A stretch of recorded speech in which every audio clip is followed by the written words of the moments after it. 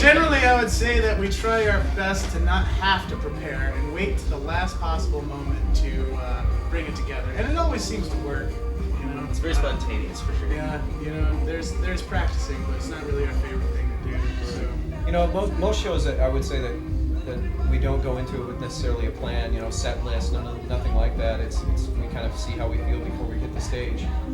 But then you get into thematic shows like tonight for Halloween. We'll have a plan and we'll put it together. Sometimes a little too quickly,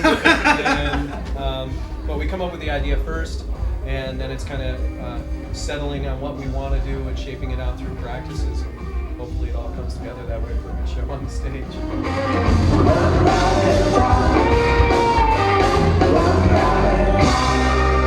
We've played with a couple different artists. I mean, the list is not huge, but it's pretty big.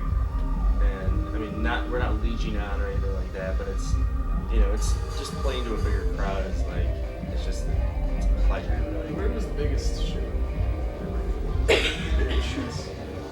mean, there's been a couple pop-up shows in Kalamazoo. It's been just outrageous. After the after party was pretty big. Yeah, that was pretty sweet.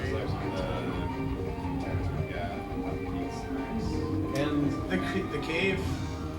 Yeah, strip mines. It was like a quarry, and it was like a huge rock. It was like a rock face that was like kind of caved in like this, and it was just like huge, and there was a stage at the bottom, so you were like playing out this huge rock quarry. That's pretty. And the recording of that show is available at Archive.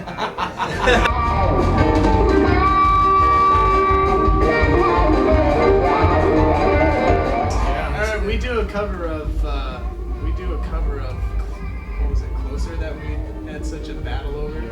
We tried to play it, we practiced it, and we were trying to play it like to the T. record. To the T. Like We we're trying thought to play it for to sure the T. we could do it, and it just caused a lot of strife, A lot of tension. and then finally we just said, forget about it, let's just play it How we want. And I played some funk beat, and we totally layered it on, and now it's just like a really groovy song. It's like Dave said, it's an accident.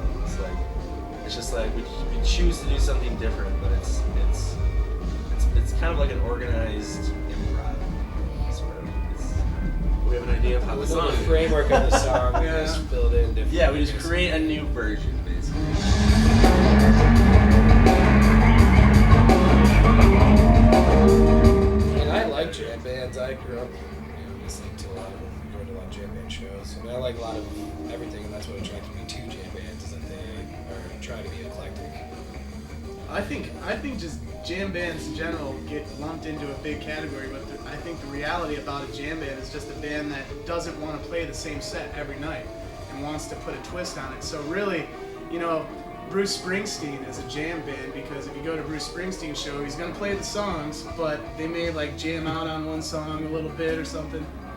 Yeah. Look at the Well, Super also Bowl, the you know? jam band fan base, and Brian and I have talked about this before. Like Primus had a certain fan base, and it was just a certain category of music.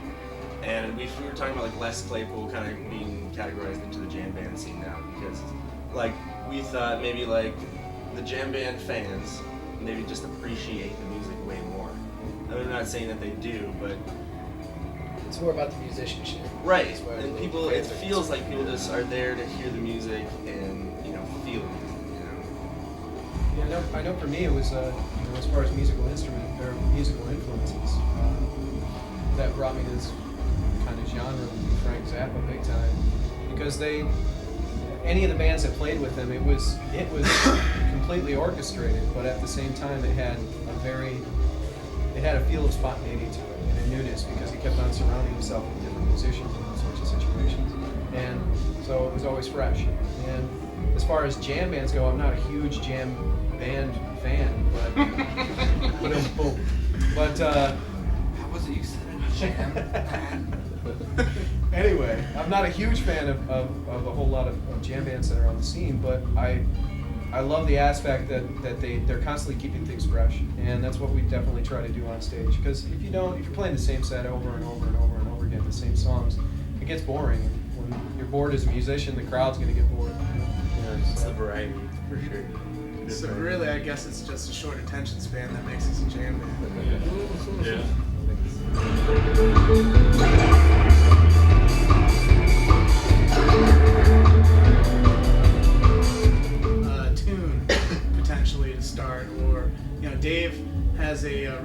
great talent for writing pieces of music and a lot of different movements. So sometimes we'll work off of that and try to learn that song, or sometimes we'll just be sitting around and practice and go. And then all of a sudden that could lead off to a new song. Yeah, it's Sometimes you usually a could be jam, trying you to know. explain a song and then come up with something entirely different. Right. I mean, we still have songs that are called like the blank jam, you know, like that one blank jam or whatever. You know, like, so they're still jams, and we haven't put like a name on it. They're still a song, you know, but we still consider them a jam because like we just go all over the place with that song. You know, we just feel that we need to get grab everywhere.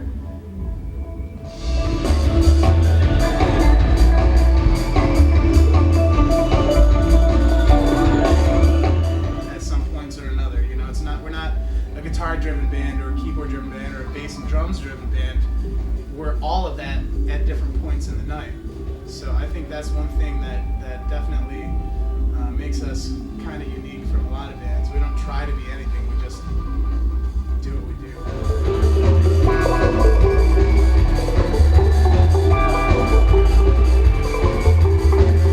Time out. There definitely can be a lot of tension, you know, just like any band or any relationship that you have with people. But the nice thing about everybody here is I'm the one who gets all stressed out on everything. So He is I'm pissed. the one who gets angry, upset. But you know, I'll go out and beat the crap out of our band, and then everything's fine. Yeah, we seriously have like 2 dents and everything.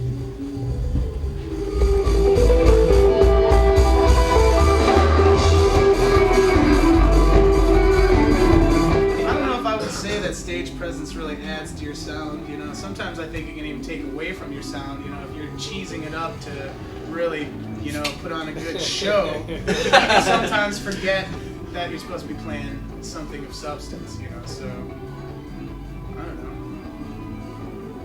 Yes, I think stage presence definitely adds to the sound. Well, yeah, I mean, it's visually. If and you have a good it's- audience and they're dancing, you know, like we kind of dance to the music more. And, you know, if you Kinda don't, feels like we kind of get bored and our stage presence probably slides.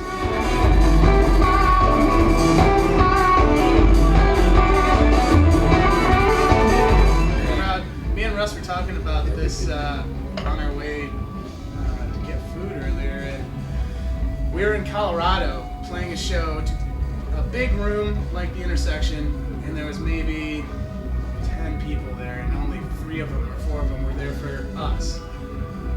But these 2 girls came out and started dancing, and that was all we needed, you know, just something. We were playing To give horrible back. until that point. Yeah. Like, well, we weren't playing bad, but there was no energy. There was nothing. Yeah.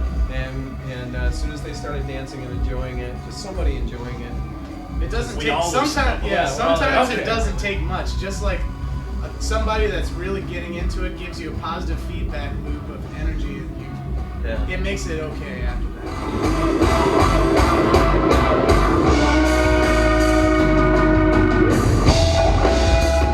Fareed Hawk of Garage Mahal is a big new influence for me. He plays on the jam scene and he's the jazz world, and he's really all over the place. But he's an amazing player, and that really makes me want to play better. Jake Sininger also. I think the same garage ball. Yep, Garage Mahal's playing. I mean, there's a lot of them. There's a lot. There's so many. Zappa, you know. It's not a good. I guess Zappa plays Zappa technically. Yeah, sorry. Pink Floyd. Getting not so current. Not so great. So really, not a lot of current bands. Yeah, that there really are. I think I mean, there's we're like really, a lot of electronic that we're all kind of into. Like, I know that we play like the New Deal is a new current band. That's you know, good. like, Yeah. it's a good energy band that we like to listen to and like sort of take cues from and stuff.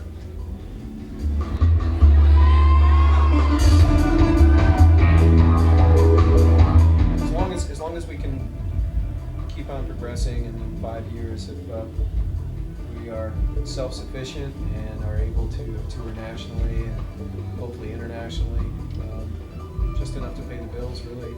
Although, you know, $1 million. would be yeah, I don't know about bad. you, dude. Please. I'm in this to But, win it.